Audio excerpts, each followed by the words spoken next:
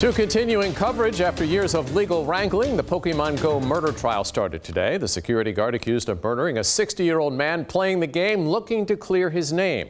If he doesn't, Jonathan Cromwell could spend the rest of his life in prison. 13 News Now reporter Stephen Graves was at the trial's first day. What happened, Stephen? Well, David, today was all about trying to pick a fair, impartial jury. We're learning, though, with a case like this, it's a long, arduous process. Today, Jonathan Cromwell, the security guard accused in the so-called Pokemon Go murder case, faced the people who could ultimately decide his fate.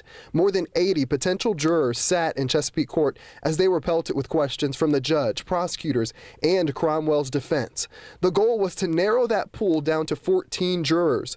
Cromwell wore headphones to hear proceedings after he told a judge he suffered hearing loss in jail. Some questions to jurors surrounded if anyone had prior knowledge of the case that has made national headlines.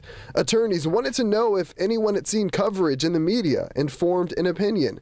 Some said they picked up on media coverage and it might sway their judgment as to whether Cromwell is guilty or not guilty of first-degree murder. The guard claims it was self-defense when he shot and killed Jiangsheng Chen while the grandfather was sitting in a van outside a Chesapeake neighborhood clubhouse.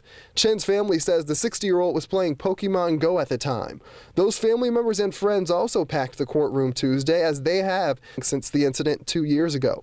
The prosecution and defense are expected to call more than a dozen witnesses each. The trial is slated to last 2 weeks.